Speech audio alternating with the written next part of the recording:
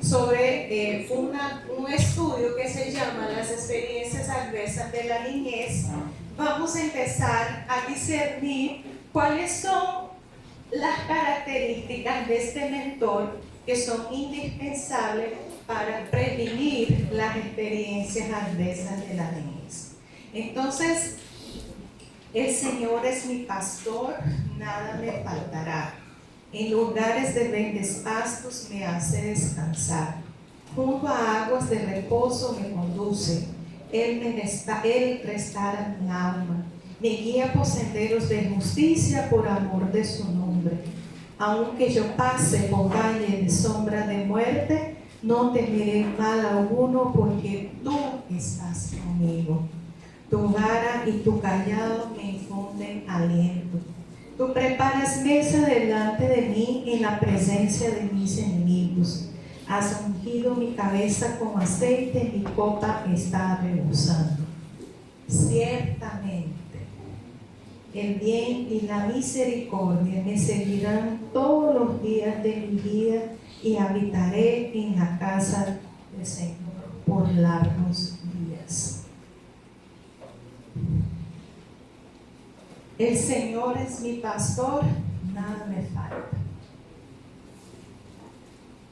¿Cuántos niños tiene ese Señor encarnado en un adulto cuidador? Y dice, yo tengo mi papá, yo tengo mi mamá, nada me falta. Yo tengo mi educadora, mi cuidadora, nada me falta. Jesús para los niños se concretiza en nosotros. Ellos ven a Jesús en nosotros. Y en la medida que damos espacio para que el Espíritu Santo nos guíe y seamos ese buen pastor, ellos tendrán la seguridad de que nada les va a faltar, independiente de dónde estén y de dónde hayan nacido. La puerta de entrada de crianza con ternura es el buen pastor. No es computadoras, no es ropa de marca. Es una relación significativa con una persona que le cuida, como David está describiendo, es cuidado por su buen pastor. Sin embargo, vimos, ¿no?, desde el primer día hasta hoy, que existen muchas barreras para esa relación. Una es el tiempo, otras son los tranques, otras son el trabajo, otras son de pronto no tengo las capacidades, las necesito cultivar, de pronto tengo unas heridas que no me permiten actuar como un buen pastor, etc. Y esas son las cosas que tenemos que ir resolviendo, ¿no? Pero vamos a asumir el reto y vamos a empezar con lo que la primera acción del buen pastor, que es, en prados de tiernos pastos me hacen descansar, junto a aguas tranquilas me conduce. Qué interesante es que comienza a decir la importancia de llevar el niño y la niña a esos verdes pastos, a esas aguas tranquilas. Otra vez está hablando de contexto, ¿no? Dijimos que hay unos contextos que amenazan, y aquí el salmista nos está diciendo, nada me falta porque mi pastor me sabe llevar hacia estos contextos, hacia estas relaciones que me hacen descansar y que me dan tranquilidad. Y ojo que lo dice dos veces, parece la misma cosa, ¿no? Debe ser que es importante. ¿Por qué será que es importante llevar a los niños a los verdes pastos y las aguas tranquilas? Ya hicimos el argumento epigenético, porque sabemos que cuando están en aguas turbulentas, alrededor de cementos de la dureza social hay una herida molecular. Qué importante entonces es llevarlos a a los verdes pastos, ¿no es cierto? Y hoy en nuestras ciudades, ¿a dónde están los verdes pastos?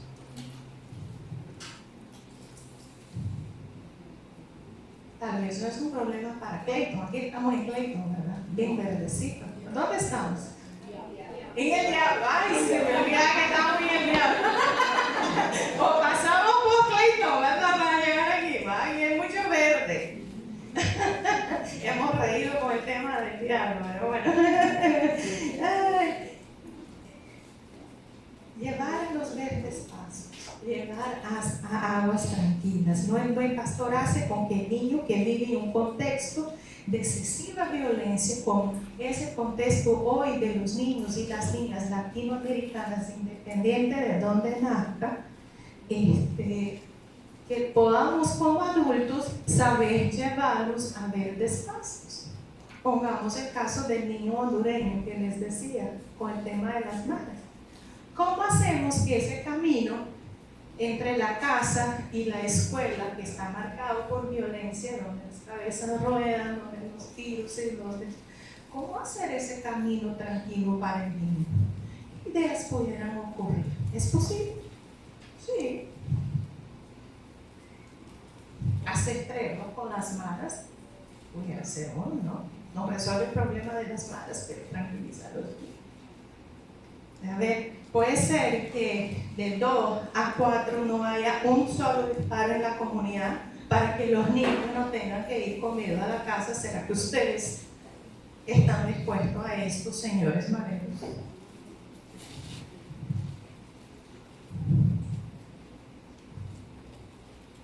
Alguien que les acompañe, ir en el carro, no sé, pero ¿cómo transformar ese camino en un espacio seguro en este momento para ellos? Esto es llevarlos a aguas tranquilas hoy a los niños y niñas de Centroamérica. Pero hay otro desafío que creo que ese sí es más relevante acá. A ver, ¿cómo es? ¿Dónde voy a apuntar? Para ¿me puede hacer un clic?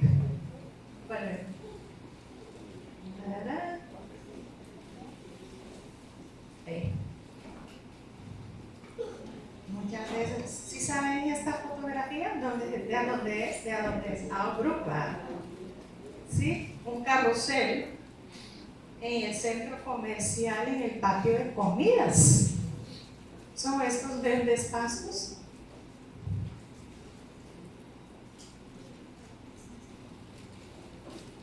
El consumismo no nos invade. Y el niño que está jugando ahí está viendo que las hamburguesas y las papas fritas y la coca que no es light. ¿Verdad?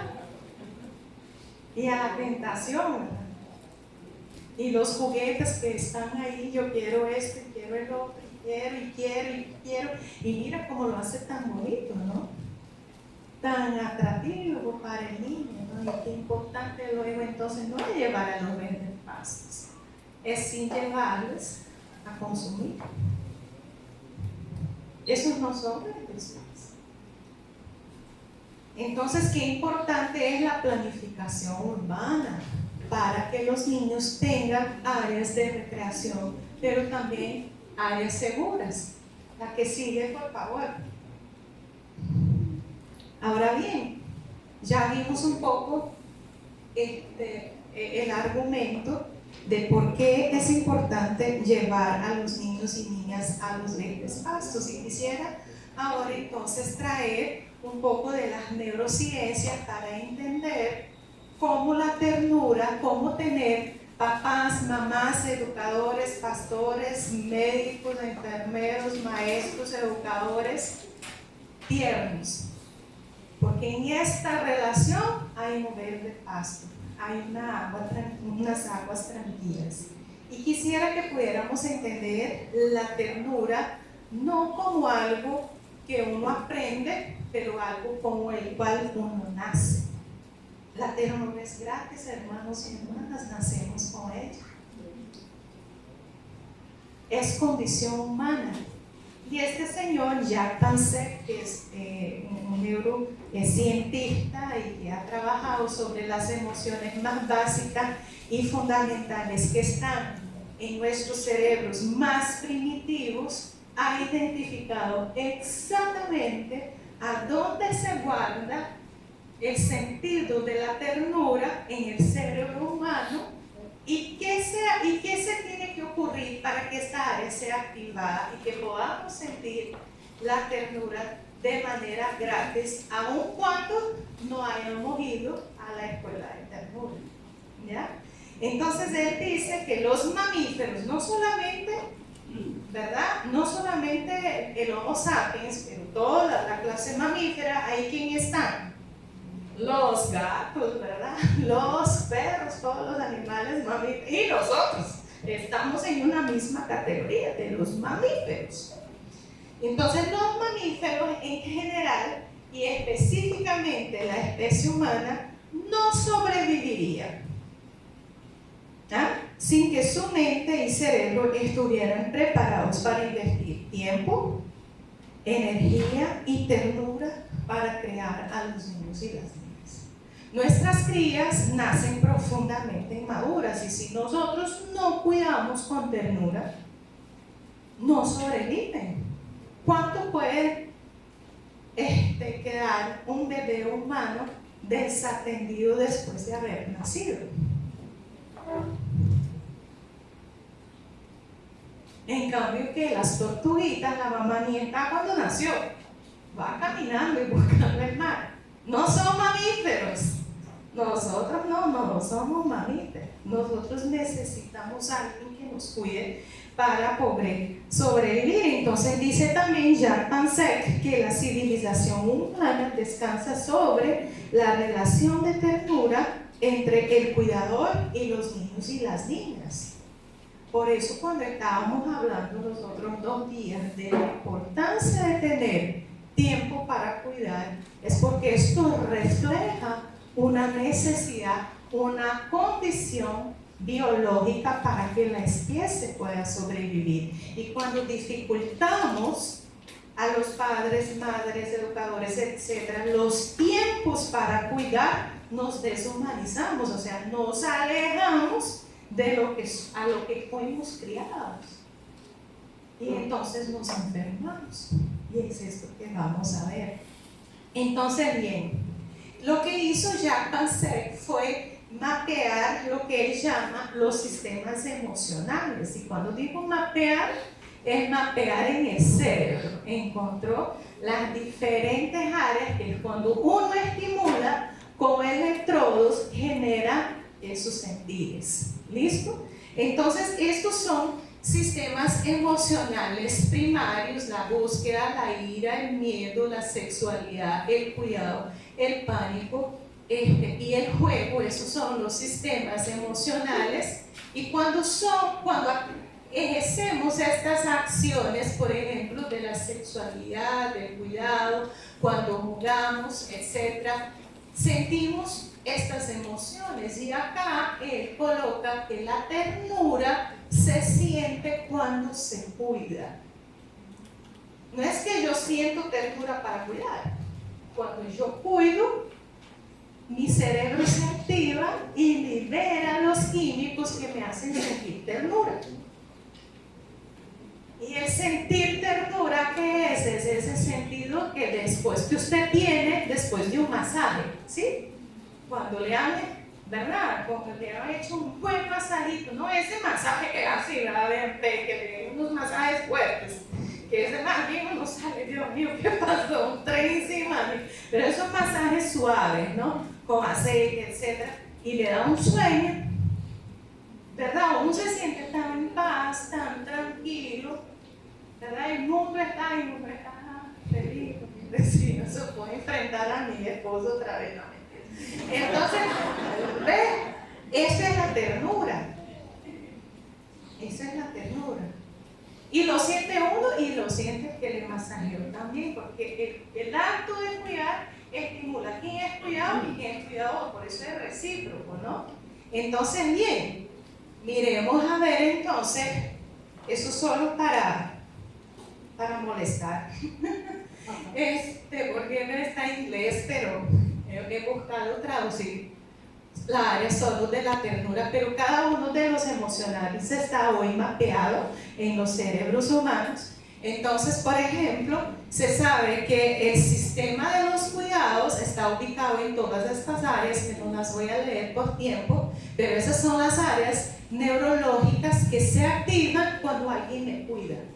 ¿Qué quiere decir esto? Cuando yo estoy llorando, me abraza. ¿Ah? Cuando tengo hambre, me alimenta. Cuando me caigo, me levanta.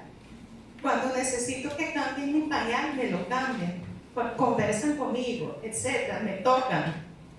Esas son las áreas que se activan. Y miren qué interesante, los neurotransmisores. Ayer hablábamos de la oxitocina, ¿no?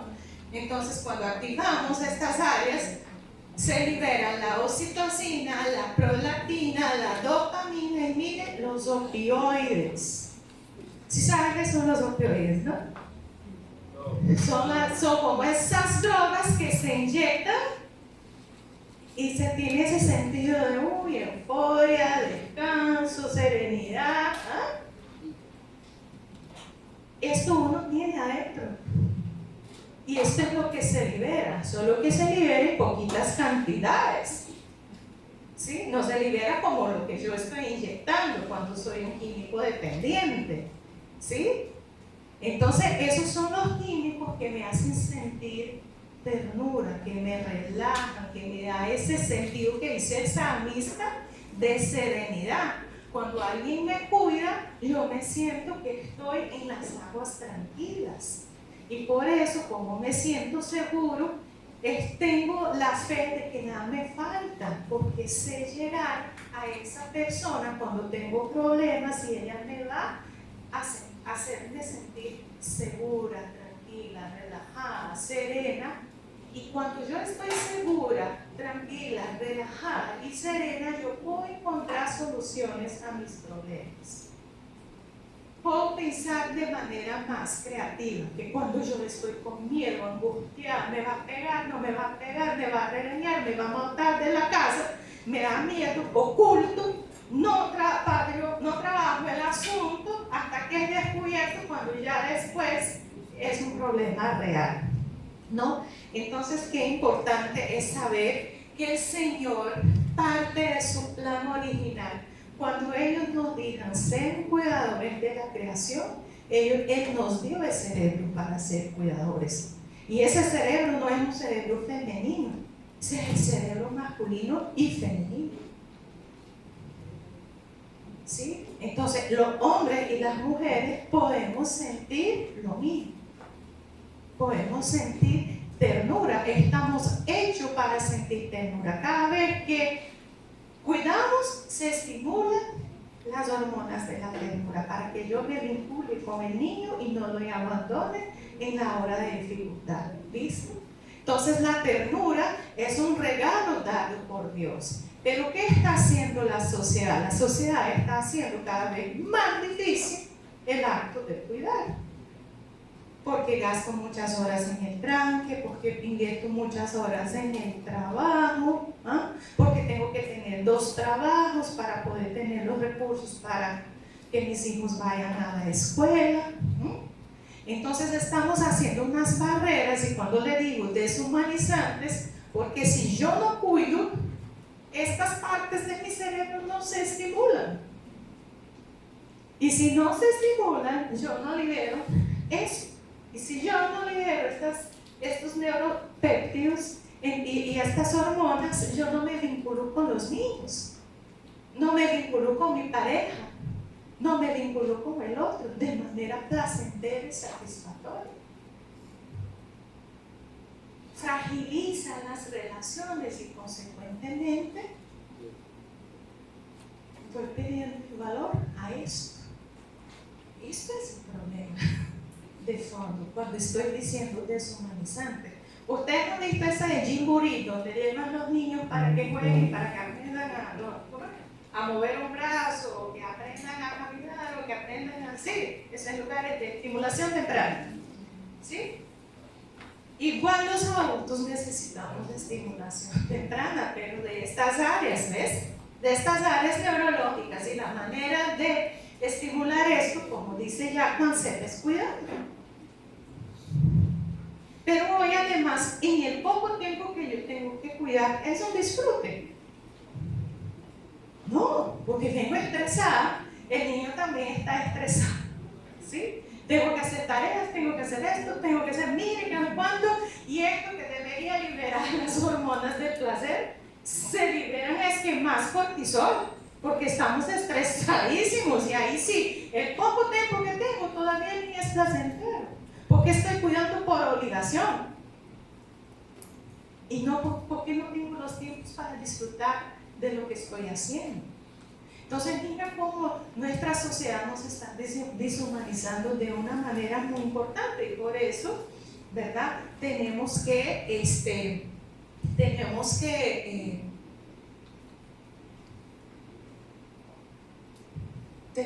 trabajar las políticas públicas, trabajar el modelo económico. Sí empieza a hacer sentido ahora, ¿no? Porque estábamos mirando el panorama, pero ese panorama ya vimos que tiene un efecto genético, molecular, pero que también tiene un efecto fisiológico, ¿sí? Aunque yo, 3 generaciones atrás, fui criada con ternura, pero si hoy criar es todo un problema, mi fisiología se verá afectada en la medida que yo no estimulo el cerebro cuidador. Entonces ahí hay un problema. Entonces miremos algunas cosas importantes. El bebé toma de 4 a 6 meses para construir un vínculo seguro. El bebé no nace vinculado con la madre y con el padre. Ese vínculo él lo tiene que construir, y él lo construye cuando él es cuidado, ¿sí? Porque imagínate un cerebro de bebé. Pongámonos a imaginar que somos todos bebés, y esa charla no le va a ayudar en nada, ¿cierto?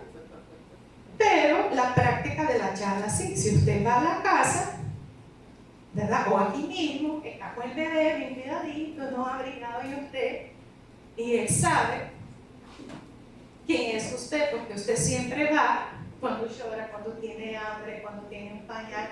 Él empieza a vincular los olores, la fisionomía con alguien que cuide. Y cuando tiene 6 meses y llego yo, él sabe que yo no soy papá. Él sabe que yo no soy mamá, y yo voy para cogerlo a los 6 meses y llora. Usted no es mi mamá, no está ni hablando, pero me está diciendo, ¿sí? Mira qué inteligentes que son los bebés. Pero si yo llego a los meses, yo lo alzo, lo cargo, me siento que soy, uy, mire qué buena que soy con los bebés. Sí, tiene 2 meses todavía, no sabe quién es la mamá, por eso va con todo el mundo y no hay un problema. Pero cuando ya sabe quién es el papá, ya sabe quién es la mamá, y cuando esta no es, ellos se ponen angustiados y lloran porque quieren que aquella que sí él sabe que le cuida, venga. Entonces es muy bueno saber esto, porque nos damos cuenta que ese bebé está bien vinculado cuando llora y sabe que no es la mamá, que no es el papá. Los bebés que no lloran, ¿verdad? Que no reconocen, que tienen dificultades para crear el vínculo, puede ser autismo, o puede ser que este cuidador no le esté cuidando con ternura, porque el niño no se está vinculando, y no es otra vez un ejercicio intelectual, es un ejercicio afectivo, lo que el niño es capaz de sentir. Entonces, qué importante es que, ¿se acuerdan que yo les dije que cuando el bebé está estresado y viene alguien y lo empieza a calmar, y que él se calma, ¿verdad? Ella está intentando llevarlo al estado de ella, ¿sí? Ella está tranquila, ¿verdad?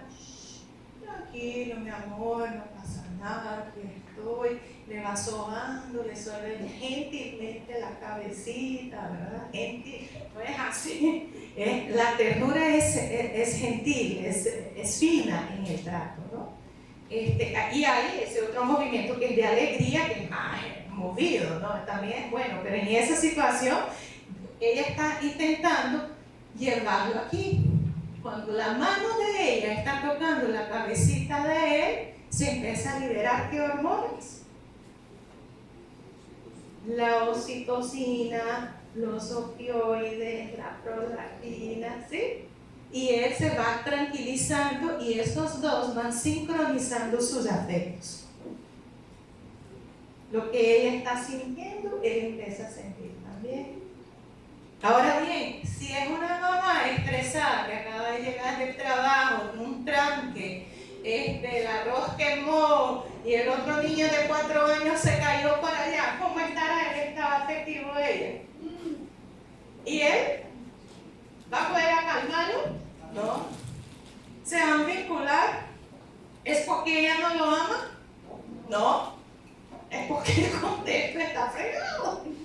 ¿Sí? Tenemos que trabajar el terreno, ¿no? Entonces él le dice, ay, que si usted lo ama, no es una cuestión de cuánto ama a ella lo ama, pero el ambiente está fregado. Tenemos que arreglar el ambiente, tenemos que tener trabajos que consigan cuidados, tenemos que tener buen transporte público, ¿verdad? Tenemos que tener espacios para que estemos serenos, áreas verdes, etc.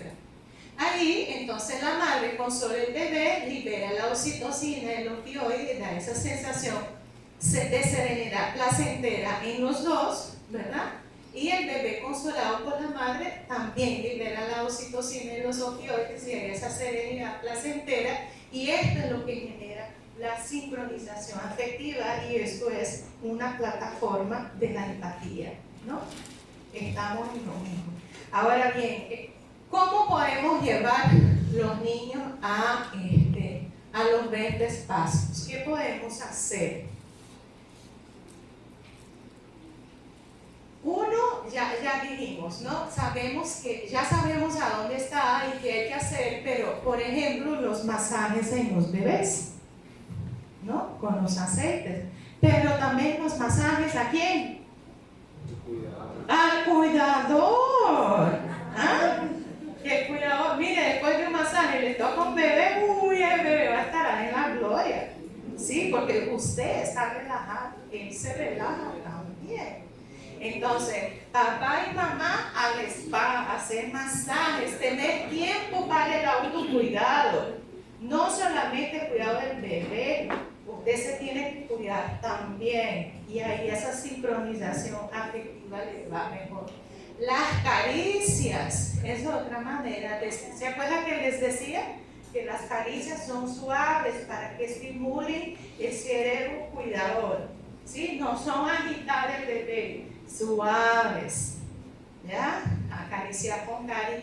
Lo puede agitar después cuando quiera generar la alegría, esos movimientos más bruscos, ¿no? Pero la ternura se libera con los movimientos suaves. Y ojos varones, ustedes también pueden tocar de esta manera. Y también van a sentir la ternura en su corazón, ¿ves? Muy bien. Orar todos tocando las manos. Los ejercicios espirituales también vamos a ver más adelante, ayudan a regular las hormonas antiternura. ¿Se acuerdan cuál era? Por lo menos una, el cortisol. Entonces, al bajar el cortisol, por ejemplo, a través de la oración, y la oración cuando nos tocamos, qué importante es orar con todo el cuerpo y no solo con la mitad del hemisferio izquierdo, ¿verdad? Porque hay veces no oramos con las emociones, ¿no? Con la creatividad que está aquí por el derecho, ¿sí? Y no nos tocamos. Entonces, una experiencia sensorial, que lo decía a nivel de lo corporal, es orar con todo el cerebro y tocar a los niños cuando estamos orando. ¿Sí? Entonces, estos son mecanismos que hoy se sabe que cuando esto se hace y se hace, y se mide en sangre los niveles de oxitocina, están elevados. Qué cosa más maravillosa, ¿verdad? Y baja los niveles de cortisol. Entonces, ¿se acuerdan que les había dicho que hay maneras de solucionar lo molecular? Y estas son algunas maneras. La relajación corporal a través de las caricias, de los masajes, de una vida espiritual serena. Son maneras de sanar aquel efecto molecular que se generó 3 generaciones atrás. Ahora bien, funciona solo con técnica, porque yo les puedo decir las cosas, ¿verdad? Técnicamente podemos decir, pero tiene que venir acompañada del amor, ¿verdad? Una madre deprimida puede masajear a un bebé, ¿sí? No se conoce la depresión postparto. Una madre deprimida sabe que ella tiene que dar pecho, ¿sí? Pero no hay, ¿qué no hay? Esa sincronización afectiva, porque sus afectos están deprimidos, están blue, están azules, están tristes, están para abajo. Entonces, aunque intelectualmente una madre y un padre deprimidos sepan lo que deben hacer, no consiguen esa sincronización afectiva para construir el vínculo. Entonces, no es una cuestión meramente de técnica, es también una vinculación emocional. Entonces, necesitamos estar bien afectivamente. Bueno, la lactancia materna exclusiva, pero también necesitamos la lactancia afectiva paterna también. 6 meses, porque ¿cuál es el fin de la lactancia? ¿Es solamente que el niño no esté desnutrido? No. Es el vínculo que se está construyendo entre aquel que alimenta física y emocionalmente al niño, ¿verdad? Entonces, qué importante es asegurar que existan horas de lactancia paterna exclusiva también, y no solo horas de lactancia materna para los bebés, porque los papás también se tienen que vincular con ellos. Entonces, eso es otra idea práctica para el próximo debate, cuando vayan a discutir si son 3 o si son 5 días, que sean bastante más, ojalá 6 meses, y que se puedan compartir entre padre y madre, porque también hay que cuidar, ¿verdad?, la economía, pero entrar en un debate más productivo y más humano, en el sentido de que cuando se invierte en la infancia, se hace cada vez más robusta también la economía.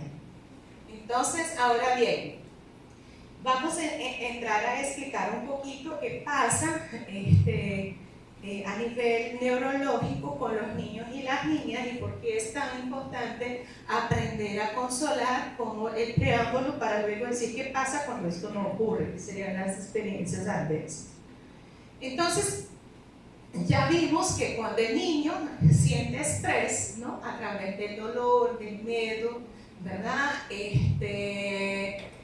las hormonas del estrés se liberan, el cortisol, la adrenalina, y si hay un adulto que lo sabe consolar, esas hormonas bajan, ¿no? Se levantan cuando estoy estresada y se bajan cuando estoy tranquila porque alguien me consoló. Recuerden que el niño está en proceso de maduración, él todavía no sabe autoconsolarse, él está aprendiendo a autoconsolarse a partir de cómo usted lo consuela a él. Si usted dice, ¿qué fue? Él aprendió a cómo consolarse, no, ¿verdad? Pero si usted lo agarra y le dice a mí mismo qué pasó y le pone la mano en la cabecita y dice, ve, a ver, está tranquilo, ahora cuéntame lo que pasó. Cuando él vea el otro amiguito que se cayó por allá, usted va a ver, él va, lo levanta, ve qué pasó, y intenta a repetir lo que usted está haciendo. Eso ocurre todos los días en el kinder. De aquellos niños que fueron bien consolados, ellos aprenden a autoconsolarse y a consolar a sus amiguitos. Entonces, ustedes recuerdan que el sistema del estrés se estaba madurando. Entonces, ¿qué está aprendiendo el sistema del estrés cuando tiene un cuidador? Que el estrés viene, pero que él baja. Que él viene y que él baja. Que él viene y que él baja, ¿no? Pero cuando no viene ese adulto cuidador, él sabe que se sube y se queda aquí por mucho tiempo. De ahí duerme, tal vez baja un poquito, de ahí sigue otra vez porque es horrible que le agride y eso nunca baja, ¿no? Y al no tener la experiencia de ser consolado, el cortisol no baja. Y ahí es donde hay ese cambio epigenético que les expliqué en la primera parte de la charla. La estimulación del cortisol queda siempre activada porque no tuvo esa experiencia de haberse bajado. ¿Sí? eso que importante es crianza con ternura, en el sentido de entenderla como la capacidad de consolar a los niños, ¿sí? Qué importante que es, y mire qué importante que es el cuerpo, porque cuando el sistema se está madurando, el bebé ni tiene las palabras para entender lo que usted está haciendo, pero él tiene un cuerpo que siente, y usted tiene un cuerpo que siente, esa sincronización afectiva está ocurriendo, ¿sí? Entonces, mucho de crianza con ternura, cuando vayan a talleres de crianza con ternura, lo único que van a tener que llevar es el cuerpo, porque es totalmente corporal la interacción. ¿Listo? Ahora bien, ¿por qué es importante si aquello es a nivel fisiológico que está ocurriendo a nivel anatómico, ¿no? Sabemos que cuando los niños todavía están en el útero, ellos ya escuchan, ¿no? Entonces pueden percibir sonidos, ¿ves? Hay una estimulación sensorial y cada pelotita de estas que están acá empiezan a conectarse, ¿no? Esos son axonas que generan sinapsis que van conectando una neurona a otra. Entonces, aún antes que el bebé nazca, él ya tiene una experiencia sensorial en útero. Qué importante el periodo prenatal. Porque si esa experiencia en útero es muy estresante y es percibida como tal, él ya nace en desventaja y ya nace con unos niveles de esteroides ya más elevados, ¿sí? Él nace y de repente vemos a los 3 meses, a los 6 meses, a los 2 años, y hay tanta estimulación sensorial y todo se empieza a conectar con todo, ¿verdad? Y por eso caminan así, porque no es preciso, ¿no? Porque está conectado, todo está conectado, no hay tanto estímulo, los colores, los olores, las caras, ¿verdad? Las formas, los pajaritos, los árboles, las iglesias, las hermanas de la iglesia, tanta estimulación, y todo se empieza a conectar y a conectar. Sin embargo, uy, Dios mío, perdió cerebro, ¿qué pasó a los 4 años? ¿Verdad? Que aquí está más denso, que aquí hay más conexiones y aquí hay menos conexiones, ¿no? ¿Sí? Es menos densa esta área que esta. Y a los 6 años, uy, Dios mío, siguió perdiendo cerebro. Exactamente, perdemos cerebro. Eso se llama las podas neurológicas, es completamente fisiológico. ¿Quién las come? Unas celulitas que se llaman microglias, y lo que ellas comen son las conexiones que no se utilizaron. ¿Sí? ¿Empieza a entender la implicación? Entonces, los bebés que no fueran cuidados con ternura y que no aprendieron a consolarse, ya tienen el cortisol elevado, ¿sí? Ya tiene bajo la oxitocina. Y ahora las conexiones emocionales que necesita tener para autoconsolarse, que no las utilizó, también son digeridas fisiológicamente por las microbias. Entonces tenemos un daño molecular, ¿sí? Cortisol elevado por el daño molecular, pero también tenemos un daño fisiológico, porque también el sistema no maduró, no sabe bajar. Y el tercero, tenemos un daño estructural, anatómico, con respecto a las conexiones entre los centros emocionales y los centros ejecutivos que regulan los comportamientos.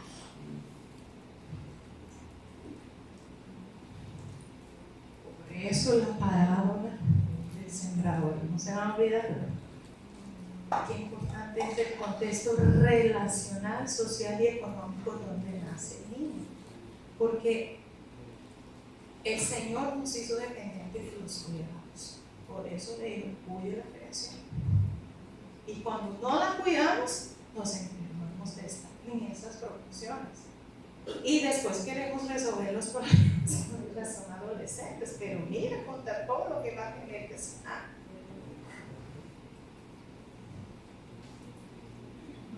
Ahora bien, ayer hablábamos de economía con su hijo, ¿verdad? Que decía, bueno, la inversión en la infancia, etc. Y ahora hay un boom para la inversión en la infancia, como algo nuevo, porque mucho de esto es más reciente de las neurociencias, pero miren, ¿qué pasa entre el nacer, los 7 y los 15 años? Existe un área de densidad de sinapsis menor que a los 7.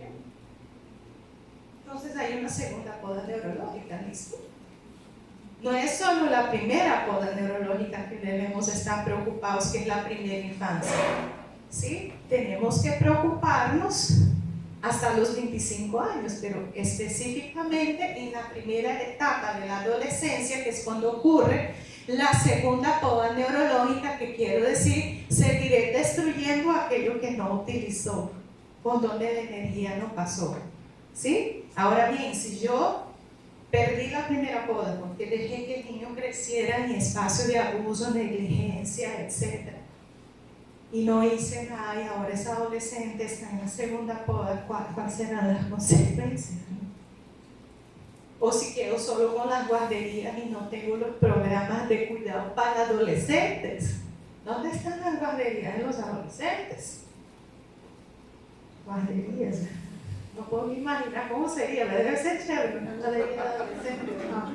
Hay que preguntarles a ellos ya nos pueden decir, ¿verdad? ¿Cómo quisieran que esos espacios de cuidado fueran? ¿Cómo quisieran las escuelas cuidadoras y no solo educadoras?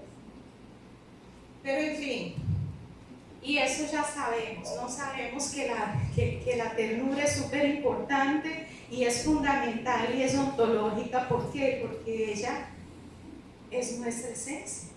Somos hechos a la imagen y semejanza de un Dios que cuida, que es amor. Y cuando nos alejamos del amor, pues es natural que nos enfermemos, porque estamos hechos para amar y ser amados. Y eso teológicamente ya lo sabíamos. La neurociencia simplemente nos dirá, ¿sabes qué es lo que decía la Biblia? Es cierto. Bueno, yo diría por fe. ¿Sí? Pero qué bueno que podamos dialogar, porque muchas políticas públicas no se van a manejar por la teología, se van a manejar por la ciencia, y es donde tenemos que empezar a encontrarnos. ¿Sí? Pero toda la evidencia técnica de que tener tiempo para cuidar, de que el amor hace con que los niños surjan, ya está, ¿no? Porque es la manera que fuimos cuidados. Ahora bien, la carencia de cuidados, de consuelo, no permite que los niños y niñas formen vínculos seguros con sus cuidadores. Entonces no tuvieron la oportunidad que tuvo el salmista de ser llevado a los verdes pastos, y ahí hay un riesgo importante, ¿no? Porque es condición para el desarrollo infantil, es condición para el desarrollo de los y las adolescentes. Entonces, bien, ya entendimos cómo funciona normalmente. Ahora imaginemos que por ahí va a entrar un león. Un león hambriento, ¿no? Que no comió 3 días y viene con ganas de almuerzo, ¿ah? Y pasa por esa puerta. ¿Qué hacemos nosotros? Me da miedo. ¿Y qué hace? Se queda ahí sentado. ¿A dónde me escondo? ¿Verdad? ¿Qué más podemos hacer? Esconder es una opción. Gritar, huir, empujar al vecino. ¿Cómo es? No, en la iglesia no va. ¿Verdad? Empuja al vecino y salir corriendo. No, así usted coge con el vecino, ¿viste? Muy bien, porque somos cristianos. Entonces,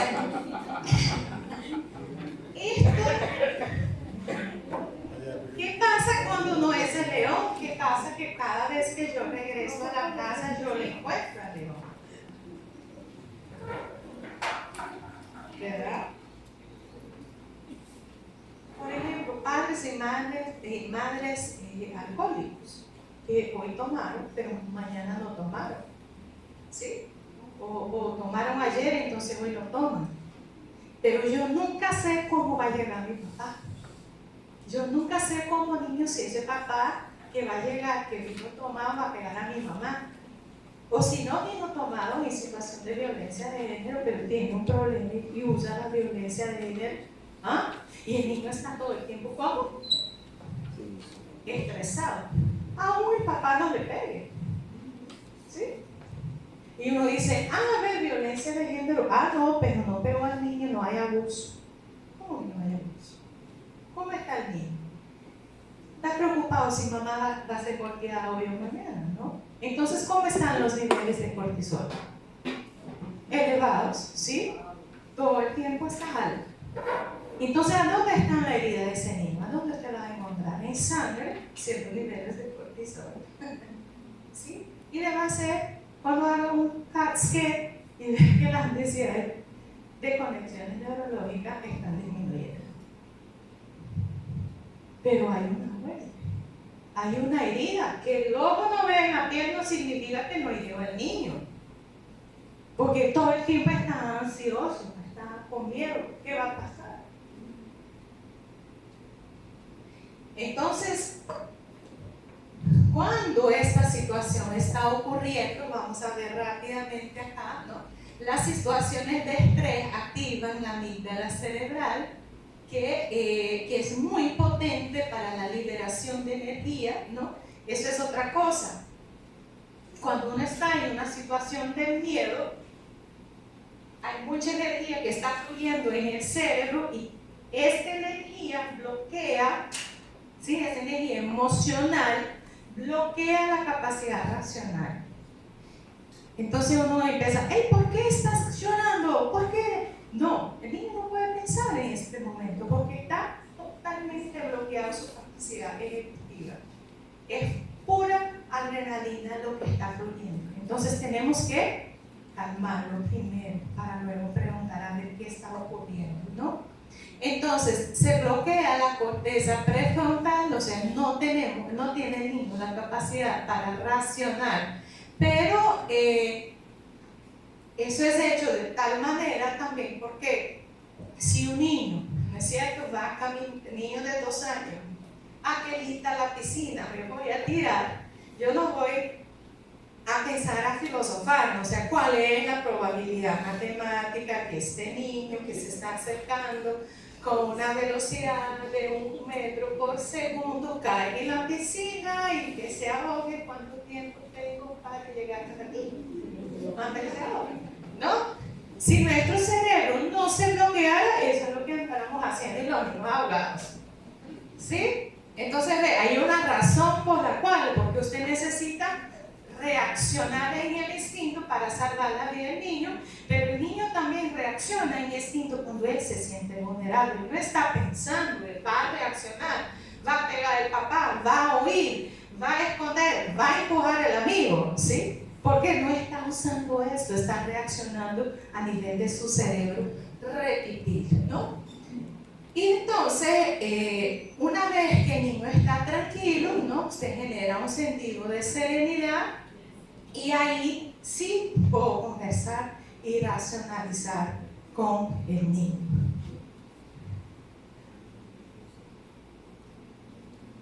Me voy a tomar el tiempo para leer esto porque creo que ejemplifica mucho, es una historia de vida, no hablamos tanto de números y los números no ponen un rostro, son deshumanizantes. Entonces es importante entender las historias de vidas y no solo números, ¿no?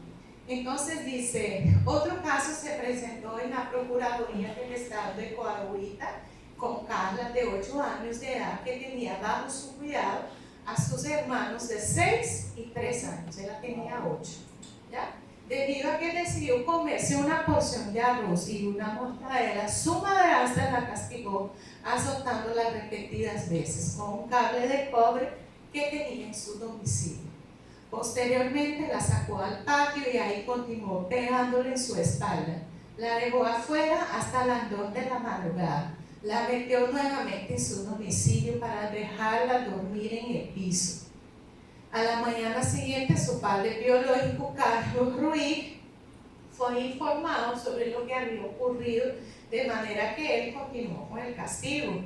Tomó la mano derecha de la niña y la puso sobre la parrilla para que no volviera a hacer. A pesar de que se demostró que hubo maltrato, no se detuvo a ninguno de los adultos involucrados, ya que las lesiones de la menor no se consideraron graves. Procuraduría de la Familia.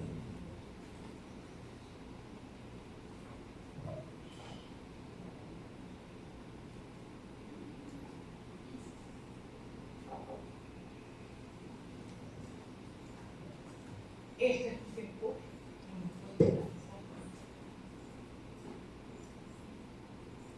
Entonces, todo esto que estamos hablando de cortisol, de oxitocina, de amígdala, etc., son medidas concretas hoy. Entonces, aquí hay una falla, hay falla de la madre, madrastra. La madre no se sabe dónde está, pero que el papá también hizo algo con él. Hay una madrastra, hay un padre, hay un médico que la vio, hay alguien que declaró que hubo abuso, hubo un sistema y se volvió. Todos esos adultos que están ahí, en el espacio privado, en el espacio público, y devuelve el niño. ¿Usted qué cree que va a ocurrir con ese niño? ¿Estará viva hasta ahora? El nivel de abuso está alto. Entonces, estas son las realidades concretas, ¿no? ¿Sí? Entonces, el autoritarismo, el abuso, la negligencia que se van tejiendo en subordinación con violencia, que va generando ese sentido de humillación, del dolor y del miedo, ¿verdad? Va estimulando la amígdala cerebral que da ese sentido constante de miedo, de dolor, de humillación, que se llama el estrés tóxico, que libera el cortisol, la adrenalina, pero algo que no les había dicho todavía, que libera citoquinas. Y esas citoquinas son proinflamatorias. Entonces el niño comienza a atacar su propio cuerpecito de manera autónoma. Y ahora vamos a ver las consecuencias de eso a largo plazo. Por eso que el problema no es solamente central, ¿sí? No es solamente lo que está ocurriendo aquí en la cabeza, es lo que ustedes van a ver ocurre en todo el cuerpo a través de las citoquinas. El estrés tóxico, ¿no? El abuso, la negligencia, la disfunción familiar, el cortisol, la adrenalina, que activa la amígdala cerebral y ese inadecuado manejo del miedo. Ya ustedes entienden por qué hay la destrucción de la corteza prefrontal por las podas que son más intensas. Es más, las citoquinas activan las microbias de tal forma que ellas comen más, no solamente las áreas no usadas, ellas destruyen aún más tejido neurológico de lo que ellas no deberían de destruir. Entonces hay una poda neurológica que es mucho más intensa que las podas neurológicas fisiológicas debido a la activación de las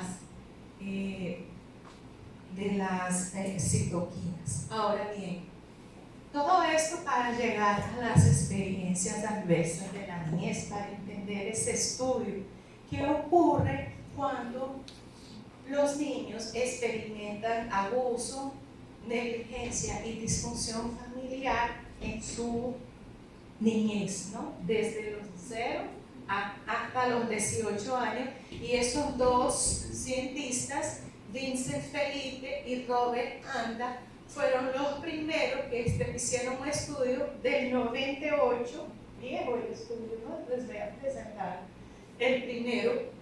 Ahora, esto de experiencias adversas de la niñez, ya hay miles de estudios alrededor del mundo que lo han trabajado, este es el primero. Y ellos lograron vincular que 7 de las 10 causas más frecuentes de mortalidad de adultos compartían un mismo factor de riesgo. ¿Y cuál sería ese factor de riesgo? ¿Qué creen ustedes?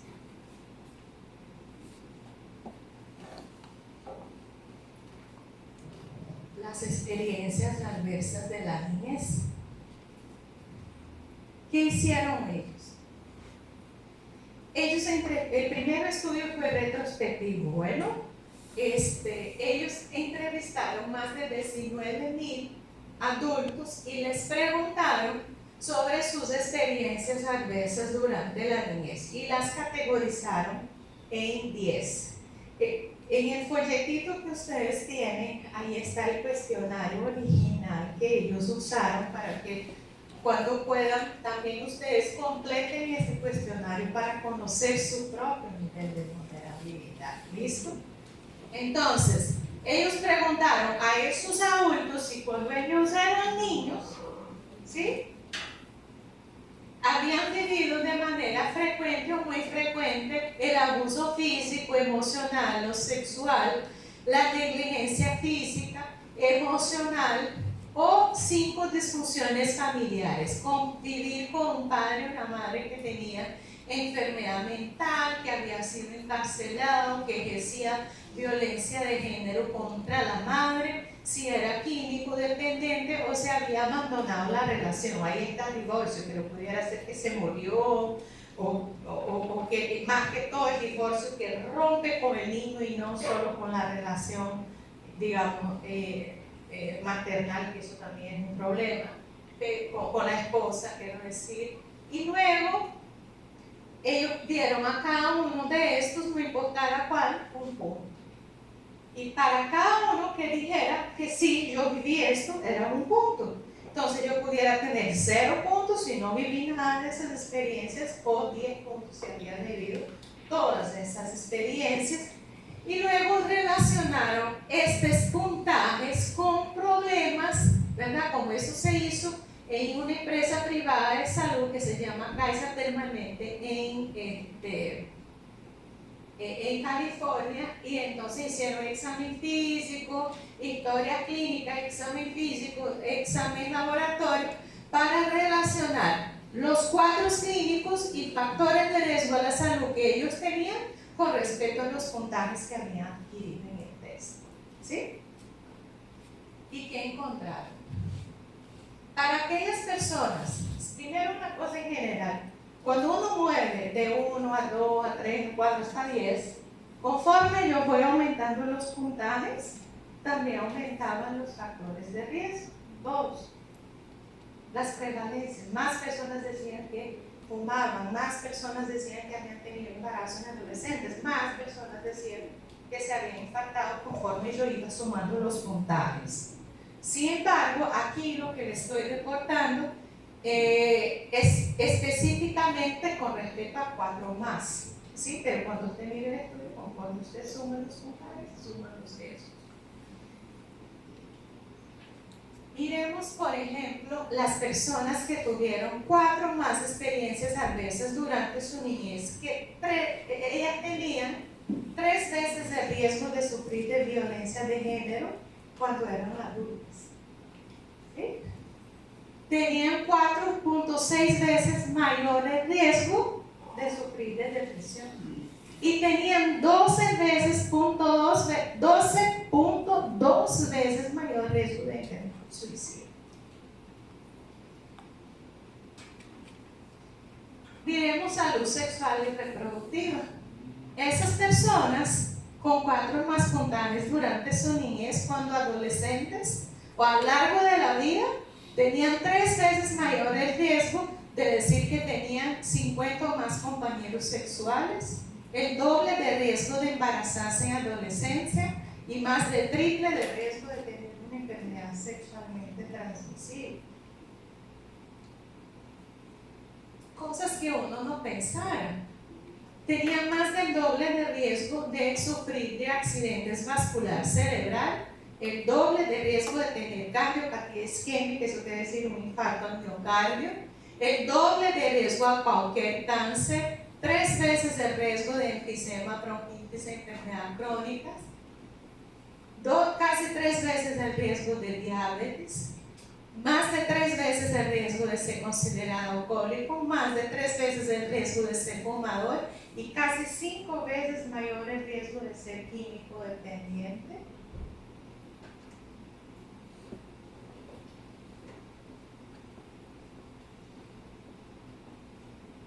Problemas en el trabajo, el doble de riesgo.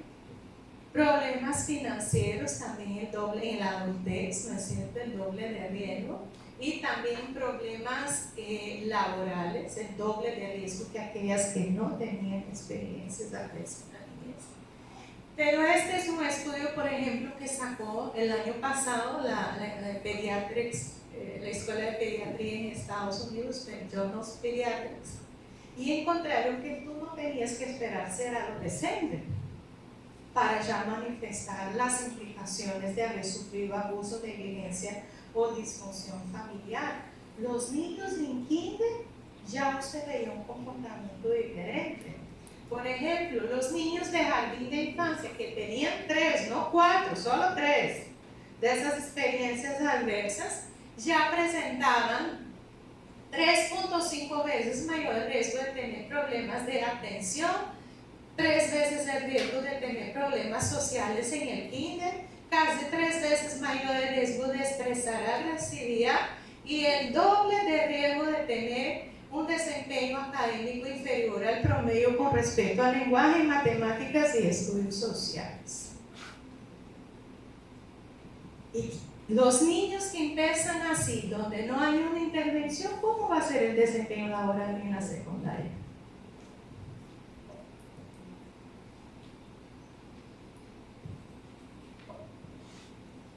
Esto rojo que está acá, aquellos que tenían 6 o más experiencias adversas tienen 20 años de vida menos que los que tienen 0 experiencias adversas.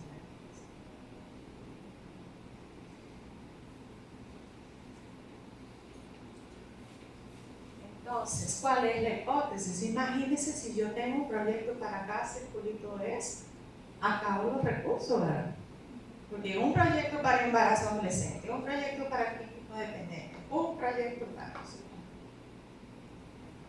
Pero si trabajamos lo de fondo, ¿no es cierto? Si erradicamos la violencia, la opresión expresada en forma de abuso en la familia, si erradicamos la pobreza y las desigualdades, porque igual efecto era no saber de dónde viene la comida, ¿sí? Que era la negligencia física, saber si yo voy a comer o si no voy a comer, y todo el tiempo estoy pensando, voy a comer, voy a comer, no hay comida, uy, no hay comida. Ese mismo estrés se materializa en cambios epigenéticos, podas neurológicas intensivas, etcétera, etcétera, etcétera. Y por eso ellos dieron el mismo puntaje, porque ustedes me podrían decir, ¿cómo así le dio el mismo puntaje para abuso sexual, beso, violencia de género o no saber de dónde viene la comida? ¿No? Porque no le dio 3 puntos al abuso sexual, eso es peor, ¿verdad? No es. Porque el cuerpo solo tiene una manera de interpretar el estrés. Él responde de la misma manera si es el abuso sexual o si es no tengo comida, estoy preocupado todo el tiempo porque no hay comida y si mi papá va a llegar a un cólico y le va a pegar a mi mamá. El cuerpo libera las mismas hormonas y hace la misma herida molecular, fisiológica, neurológica y corporal. Por eso una campaña de abuso sexual, que es importante, no resuelve lo de fondo, porque resuelve una de las categorías y deja las otras 9. Entonces tenemos que tener algo que trabaje con la causa de fondo, con la causa raíz. Y pensamos que una posibilidad pudiera ser crianza con ternura si ella logra prevenir eso. En la medida que criamos a nuestros niños libres de abuso, libres de negligencia y libres de disfunción familiar, entonces estamos cortando a la mitad el riesgo de que una adolescente se embarace. Cortamos en 3 veces el riesgo, por ejemplo, de ser alcohólico. Cortamos a la mitad el riesgo de sufrir un infarto. vio que ya ayer les decía que la técnica económica ya está para decir por qué invertir en la infancia hay un retorno de 7 a 10% por año por niño. Por cada dólar que yo invierto, yo recupero 50 centavos hasta 70 centavos de ese dólar invertido. Porque estoy logrando prevenir todo esto, que es altamente costoso. ¿Cuánto cuesta una unidad de cuidados intensivos para los infartados de la violencia infantil? Carísimo.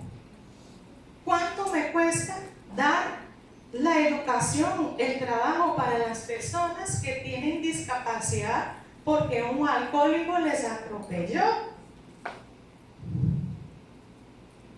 Entonces, por eso las matemáticas económicas, la econometría de esto es muy fácil de sumar.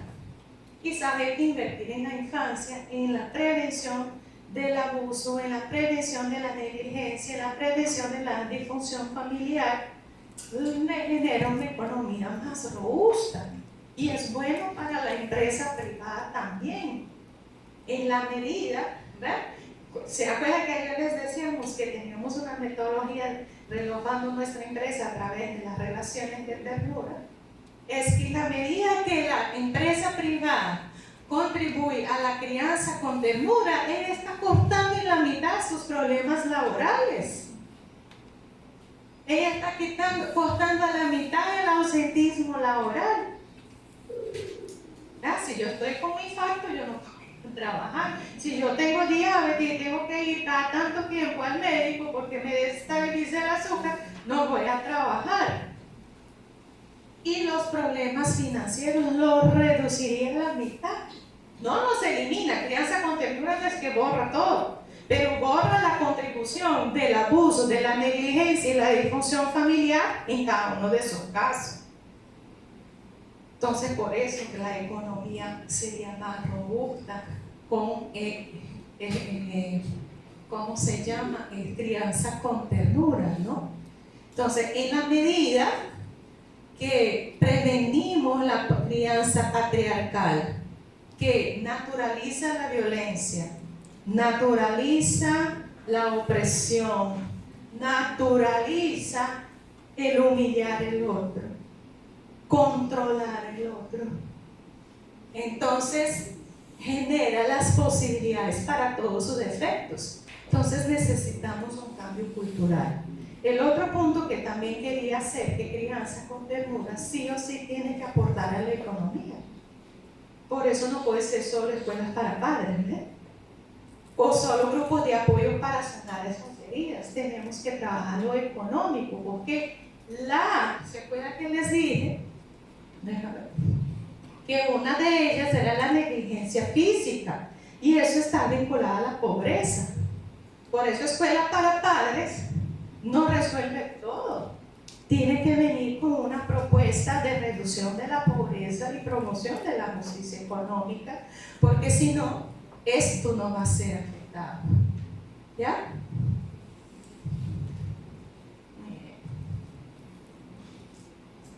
Esto creo que ya les expliqué todo el proceso fisiológico que venimos construyendo, porque a veces ponía ese slide y le daba toda la información de uno y nadie entendía nada, pero aquí está la síntesis, ¿no? Esto para entender que hay un problema a nivel fisiológico, que hay un problema a nivel anatómico y también, bueno, tal vez esto debería mencionar, que esas citoquinas que son proinflamatorias, que también se liberan durante el estrés, ya veo que la gente dice, uy, me enfermé porque estoy tan estresado, me da esas gripas, veo que me dan las alergias cuando estoy estresada, ¿sí? Porque el estrés y las citoquinas están relacionados, se activan.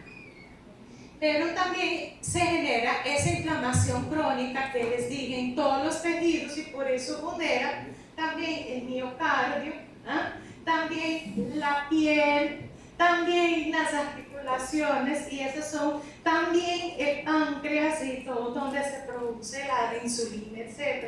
Y es por esa inflamación sistémica desregulada que es traída por el estrés que se generan todos esos cuadros clínicos. Entonces, no es solo un argumento neurofisiológico, es también un argumento corporal. Entonces acá era lo que yo les explicaba. Si neuronas cerebrales en función de la edad, especial atención a la poda neurológica, eso ya vimos, ¿no? Que hay una poda neurológica en el recién nacido, otra que está ocurriendo en la primera infancia y otra que ocurre en la primera adolescencia.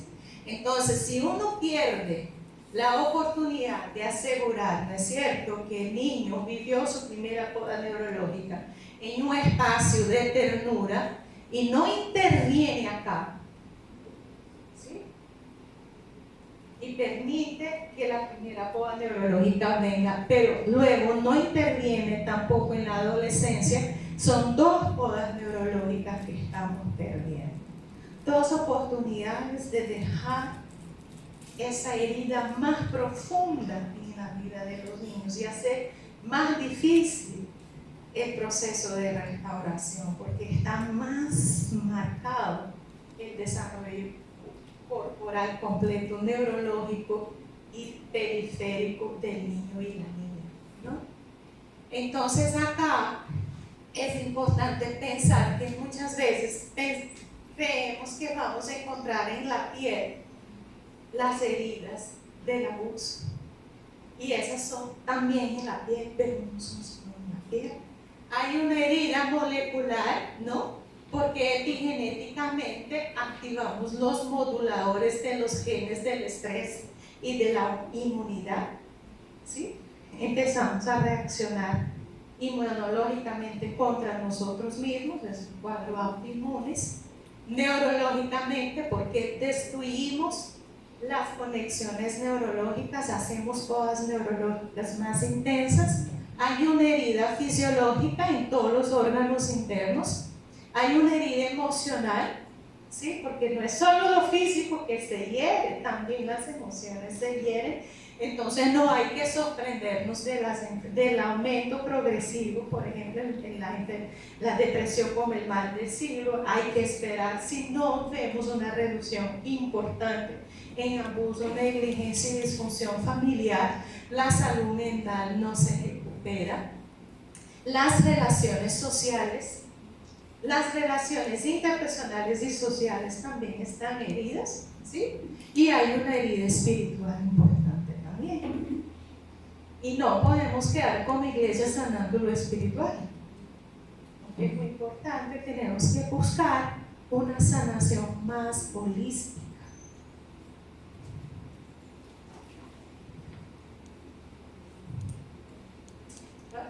Implica que la sanación, bueno, ya hablamos de esto, ¿no?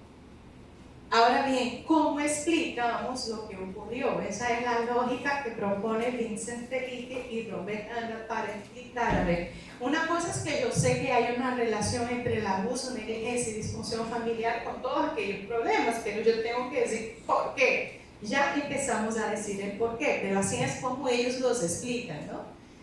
Entonces, la crianza con violencia, que es naturalizada en la cultura patriarcal deshumanizante, generan esas experiencias adversas durante la niñez que activa el estrés tóxico, ¿no? El estrés tóxico nos libera cortisol, nos libera adrenalina y nos libera citoquinas. Esto luego entonces hay dos impactos del estrés tóxico. Uno, que es en el desarrollo neurológico, intensivando las podas neurológicas más profundamente, pero también corporalmente con procesos autoinmunes, ¿sí? Esto a la vez, si yo tengo menos conexiones neurológicas, yo tengo menos con qué pensar, menos con qué tomar decisiones de manera sabia, ¿sí? Ahí, entonces, obviamente yo empiezo a limitar mis capacidades emocionales, cognitivas, pero también ejecutivas, sociales, espirituales, etc. Asumo conductas que, por no tomar buenas decisiones, asumo conductas que vulneran mi salud y mi vida, que generan discapacidad, enfermedad y problemas sociales y muerte prematura. Así es como se explica la fisiopatología, o sea, por qué nos enfermamos de las maneras que nos estamos enfermando. Entonces el sistema de salud tiene no es solo el sistema de protección, porque pensamos que con denunciar, sí es importante denunciar, pero en el momento que la embarazada llega a un centro de salud, ¿qué test hay que hacer? El primer test de las experiencias a veces de la niñez. El obstetra tiene que saber, ese niño está en qué territorio. ¿Cómo le aplica? ¿En cuál de los 4 contextos de sembrado está este niño desarrollándose? En un contexto de ternura, en un contexto de espinas, en un contexto de marginalización, tirada al camino. ¿Dónde están haciendo esto? Y ahí la recomendación no es solo, a ver, en la casa comer bien, ¿no? Dormir bien, no manejar bien, no, o sea, hay que ver, a ver, ¿a dónde está el espacio de restauración para sanar las heridas de la experiencia adversa que hay que mandar a la mamá? Y el papá tiene que venir también, porque el obstetra tiene que conocer los dos, ¿verdad? Porque la epigenética puede ocurrir en el padre y no en la madre. Entonces él tiene que sanar para no reproducir en la vida del niño, que posiblemente ya heredó su gen de cortisol elevado, y tengo que mandar los dos a espacios de restauración, no a clases de crianza con ternura. Primero restaurar, después a las clases de crianza con ternura, ¿sí? Y después unirse con todos los papás para reivindicar el derecho al cuidado.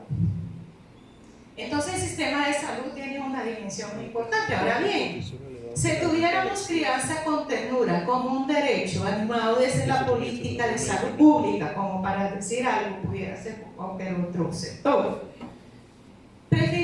íbamos a prevenir las experiencias adversas de la niñez, potenciamos el desarrollo neurológico y corporal, potenciamos las capacidades emocionales, cognitivas, sociales, espirituales, económicas, etcétera, etcétera, etcétera. Mejor, sus conductas y sus decisiones son más saludables, hay menos enfermedad, menos discapacidad, menos problemas sociales y vivimos más y más felices, ¿no? No solo hay que vivir más, hay que vivir más bien, ¿no? ¿Se acuerdan cómo era el nuevo reino y la nueva tierra? Uy, el que muera de 100 años será prematuro, murió antes del tiempo. Sí, pero tiene que haber sido criado con ternura en un contexto de paz y de buena convivencia, ¿no? Por eso, bueno, algunas ideas sí me van a decir cuando faltan, estoy avanzando, pero faltan 5, porque me dijeron que 5 minutos tenemos. Ok. Y esto vamos a ver con un poco más de detalle en la última charla, que es el bálsamo de la ternura, porque tenemos que entender cómo se enferma para luego ver cómo se sana. Pero ya les voy a dar unas pistas. ¿Qué se ha encontrado que ayuda a sanar a nivel de lo molecular? Ya con evidencia científica, ¿listo? No porque se nos parece, aunque les va a gustar. Estoy segura que le va a gustar, porque los ejercicios espirituales, como la meditación, la contemplación, la oración, rezar, nuestros hermanos católicos, ¿no? Que rezan más frecuente que nosotros no rezamos tanto, ¿verdad? Digamos, rezar el Salmo 23, quiero decir, ¿no? Rezar el Padre Nuestro, etc. Rezar. Atención plena, que tiene que ver con esto, con contemplación y meditación. Yoga, Tai Chi, todo esto independiente uno del otro, bajan los niveles de cortisol en sangre.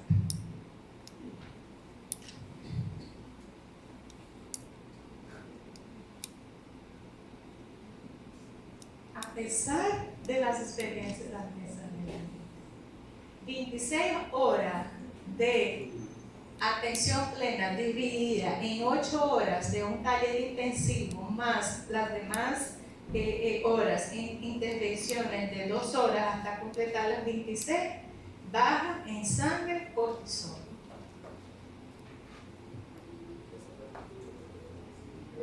¿Ves?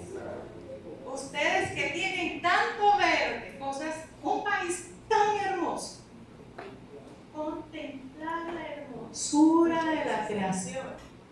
Ah, pero y después de Frank, ¿qué es que voy a contemplar? Ya se oscureció, ¿ves? ¿Ves? Porque no es solo ir a contemplar, yo tengo que tener el tiempo para contemplar.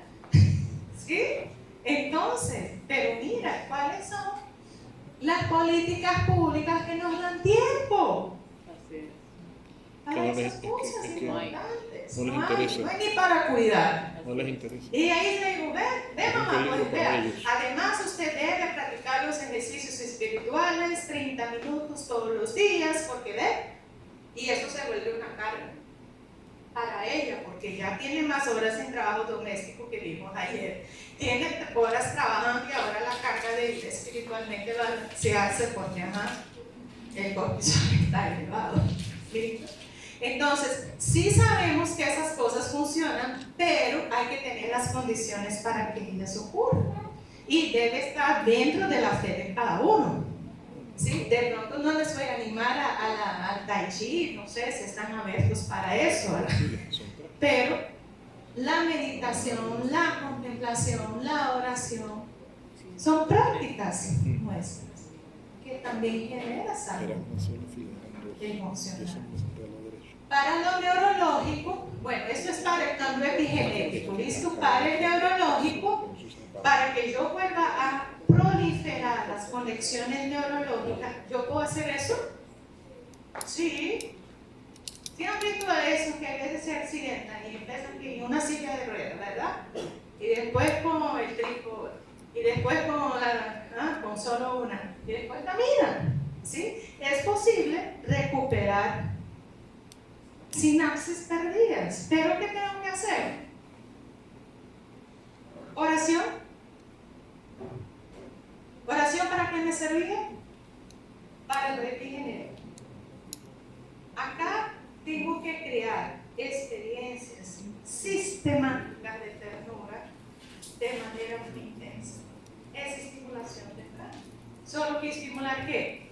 La crianza con ternura, el consuelo, el diálogo, etcétera, etcétera. Ayudar al niño, ahora en adolescente, a saber cómo maneja sus emociones. Tengo que enseñarle, dar mucha oportunidad para que se enoje y que yo le ayude a consolar, que ella aprenda a autoconsolarse y que luego se autoconsuele y que consuela al amiguito. ¿Cuántas sesiones de rabietas hay que tener y manejarlas bien para que esas vainas se vuelvan a conectar otra vez?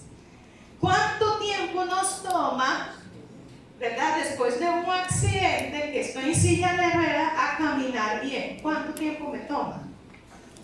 ¿Meses, años?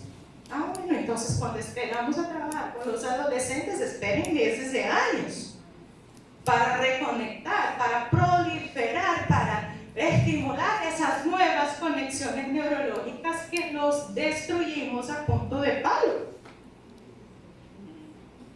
Entonces ahí sí le sirve escuela con ternura, ¿no? Escuela de crianza con ternura para todos, para generar las capacidades en los padres, los educadores, los médicos, las enfermeras, los jueces, etcétera, etcétera, etcétera, para interactuar con ternura de manera sistemáticas y en muchos lugares, porque la mamá y el papá pueden estar haciendo, pero va para una maestra patriarcal y le retrocede toda aquella estimulación que usted hizo en casa, ¿no? Entonces debe haber una consonancia entre la sociedad y lo que ocurre en la familia, ¿listo? Entonces por eso pongo acá la caja de herramientas de escuela de ternura, que es una herramienta que tenemos. Fisiológicamente, dieta sana, ¿sí? ¿Se acuerdan que nuestros riesgos para impactarnos cuando fuimos abusados, negligenciados o crecimos en una familia disfuncional están aumentadas para sufrir un impacto, ¿no es cierto?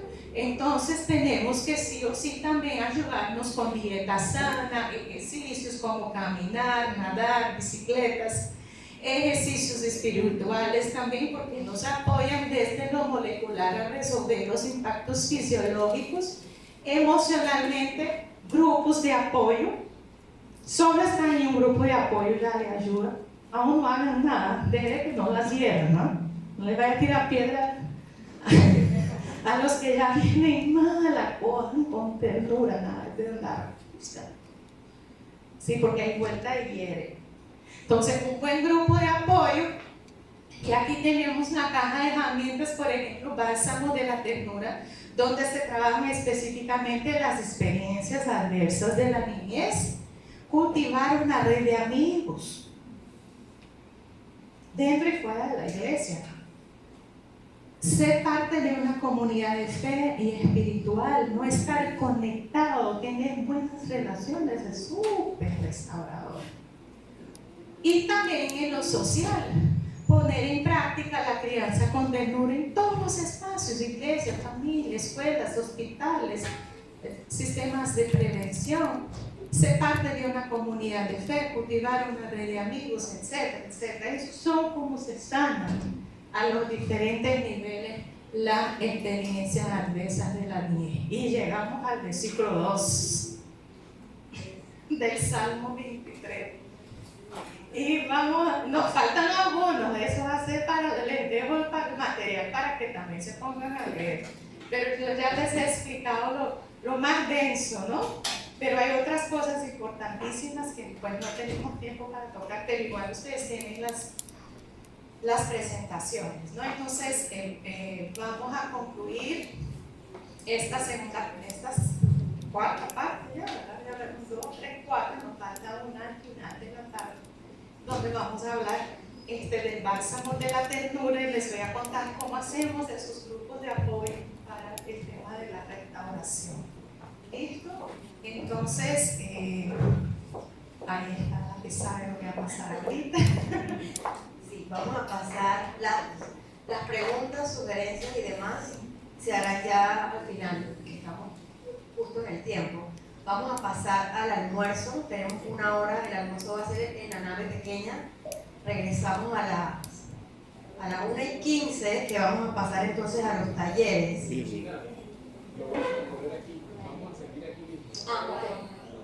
Vamos a servir aquí mismo entonces. A la 1:15 pasamos a los otros talleres. Cada salón va a tener el taller que usted escogió, ya sea de niños, adolescentes o jóvenes. Y el de nivel de vulnerabilidad sí va a ser entonces aquí. Entonces nos vemos a la 1:15 nuevamente. Gracias.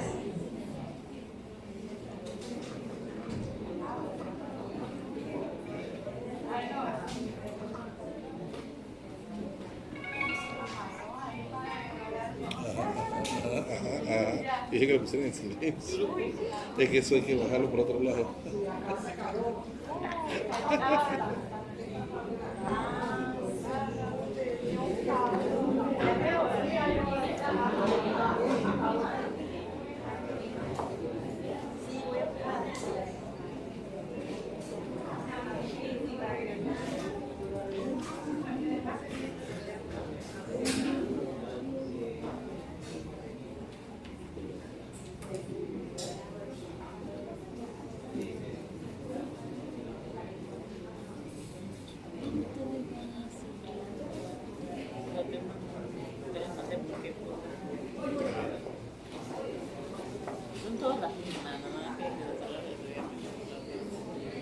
No tengo buena señal porque ve aquí.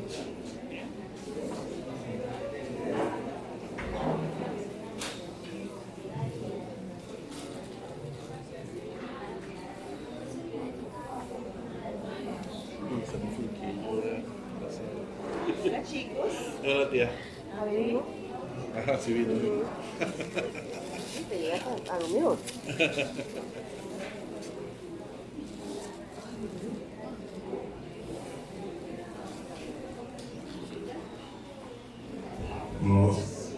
Lo que van a hacer algunas personas nos están ayudando, le van a llevar la comida a su puesto, así que usted quédese en su puesto sentado, ahí le van a llevar su comida, su bebida y como dijo Agnestela, pueden almorzar aquí. ¿Ya hablaron?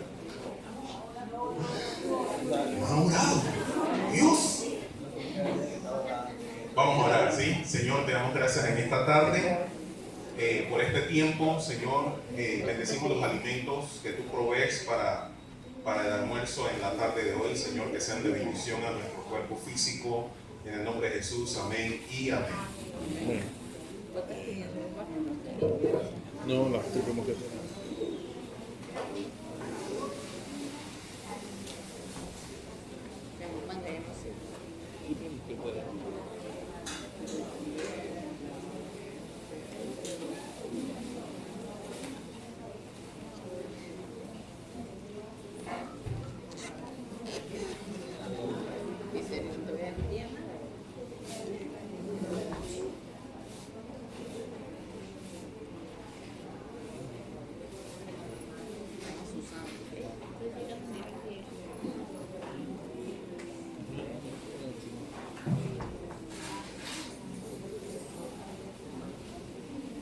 ¿Ahora en qué nivel está? ¿Dónde sale ahí, Mis amores, ¿cómo están? Ahí en el sitio.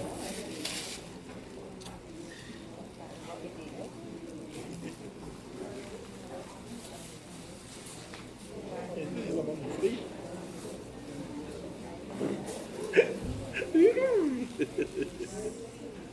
Ahí. Ah, verdad que está.